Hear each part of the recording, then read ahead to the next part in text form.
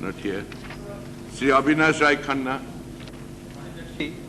मैं मंत्री से पूछना चाहता हूं कि जो ये समझौता होने वाला है, जो फिरोजपुर का बॉर्डर है पाकिस्तान से लगता हुआ, क्या आज ये बॉर्डर व्यापार के लिए खोला जाएगा और जिन लोगों के पास लाइसेंस है वो पुराने ही लाइसेंस पे काम करेंगे, उनको नए लाइसेंस लेने पड़ेंगे? Sir, this question does not arise because the whole thing deals with the free trade agreement with Ceylon. Please. And we are not having any free trade agreement with Pakistan. Yes, that's the point. He has answered it. Sri Rasa Singh Rawat. माननीय उपाध्यक्ष जी, पंजाब के काफ़ी लोग Iraq में मजदूरी करने के लिए, ट्रक चलाने के लिए जाते हैं। जैसा कि आपको मालूम है कि 3 लोग अभी बंदी बने हुए हैं, जिसमें 2 पंजाब के हैं। और एक ऐसी घटना हुई है कि पंडोरी कद, जो जिला हुशियारपुर में पड़ता है, उसका मनदीप सिंह सन ऑफ जोगिंदर सिंह एक ड्राइवर था, उसकी हत्या जो है वो वहाँ कर दी गई। ना तो इराक सरकार ने, ना ही जिस कंपनी में वो काम करता था उस कंपनी ने, ना ही पंजाब सरकार ने, ना ही भारत सरकार ने उसको कंपनसेशन देने की बात कही है। कृपया मैं आपसे अनुरोध करता हूं कि जो लोग रोजी रोटी कमाने के लिए बाहर जाते हैं उनकी सुरक्षा का भी प्रबंध हो, और जो काम के दौरान उनकी मौत हो जाती है उनको कंपनसेशन देने के लिए जो है वो सरकार कदम उठाए, ऐसा मेरा निवेदन है। धन्यवाद। रामजी लाल सुमन। उपाध्यक्ष महोदय, अविनाश राय खन्ना। सर, मैं देश में बढ़ रहे उपभोक्ता वस्तुओं के जो कीमतें बढ़ रही हैं उसकी तरफ इस सदन का ध्यान दिलाना चाहता हूं। आज आम चीज़ें जो हैं रोज़ बरतने वाली, वो आम लोगों की पहुंच से बाहर हो चुकी हैं, और उसका फ़ायदा किसान को तो नहीं हो रहा, लेकिन जो स्टोरी हैं उनको इसका भरपूर लाभ हो रहा है। सो मैं सरकार से निवेदन करूंगा, जो ये कीमतें बढ़ रही हैं उनको निरंतर करके आम उपभोक्ता के लिए कुछ करे। और जैसा कल एक टीवी पर भी आ रहा था कि भूखमरी से भी काफ़ी लोग इस देश में मरे हैं। सो बहुत ये चिंता का विषय है, इसको सरकार पूरा ध्यान दे। धन्यवाद। Thank you. Sri Sadananda Gowda. So the allotted that has not been lifted by the state, very small quantity has been lifted so far. ठीक है। श्री अविनाश राय खन्ना।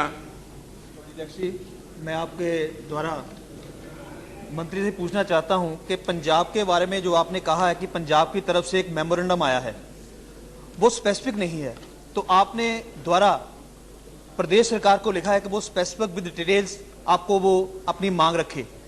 क्या वो मांग आ गई है? अगर नहीं आई, क्या फिर भी जो केंद्र सरकार है वो अपनी तरफ से टीम भेजकर जो पंजाब के किसान को सूखा और बाढ़ दोनों की नुकसान हुआ है उसकी भरपाई करने के लिए मदद करेंगे? धन्यवाद। यस।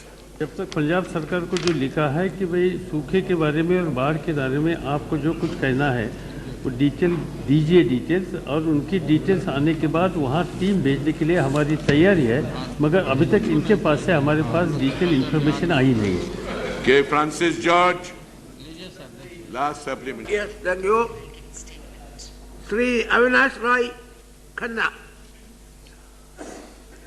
माननीय सभापति जी, मैं माननीय सदस्य की बात से बिल्कुल सहमत हूं कि जो छोटे निवेशक हैं जिन्होंने अपना मेहनत का पैसा इन्वेस्ट किया है, उनकी पैसे की जो सिक्योरिटी है वो मेंटेन, उसकी जो व्यवस्था है वो की जाए। सो ये बिल जो लाया गया है, मैं कुछ इसमें अमेंडमेंट्स जो है कुछ सुझाव देना चाहता हूं, ताकि विस्तृत एक जो प्रैक्टिकल डिफ़िकल्टीज एप्लीकेबल करने में होती हैं उसको हम देख सकें। जैसे सेक्शन 5 में अलग अलग जगह चल रहे मुकदमों को इकट्ठा करने की बात कही गई है, तो उसमें एक बात जोड़ दी जाए। सिर्फ यहाँ यही कहा गया है कि जो कंपनियों द्वारा अपील दायर की थी, केस दायर किए गए हैं, उनको ही इकट्ठा किया जाएगा। अगर किसी ने लोन लिया है, उसने केस किया है, उसका एक नोट दे कि उसने कोई किसको केस चल रहा है कि नहीं चल रहा है, तो ताकि वो इकट्ठा कर सके।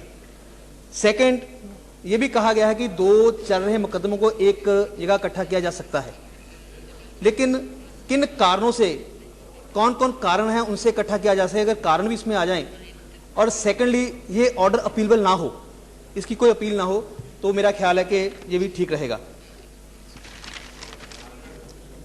एक बात तो इसमें सेक्शन 8 में है कि जब लास्ट में आवेदन अस्वीकार किए जाते हैं तो उसका एक ही है कि उसको सूचित कर दिया जाए। तो यहाँ पर सूचना का ढंग डाक से उसके एड्रेस पर किया जाए, ताकि कल को वो इसका लाभ ना लेकर के मुझे सूचना नहीं मिली तो फिर बात को उठा सकते हैं।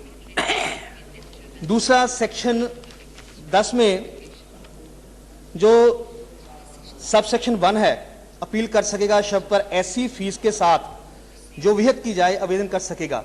ये बहुत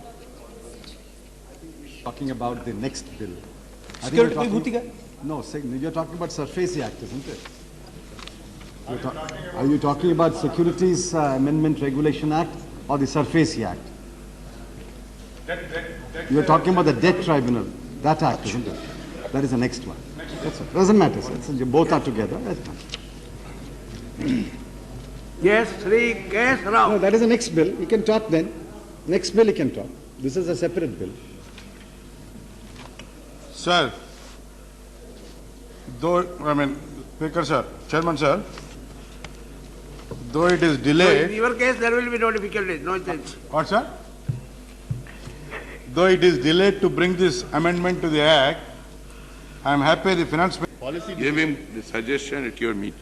Sri Avinash Rai Khanna, please cooperate. I know the importance of this question. I'm trying to get all sides.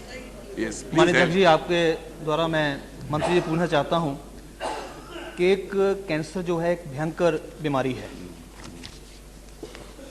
और बहुत से नीम हकीम मजबूर पेशेंट्स को इस नाम से कि वो कैंसर का इलाज कर सकते हैं, ऐसा वो लूट मचा रखी है। क्या केंद्र सरकार के ध्यान में ये बात है और केंद्र सरकार उन नीम हकीमों के ऊपर क्या एक्शन लेना चाहती है?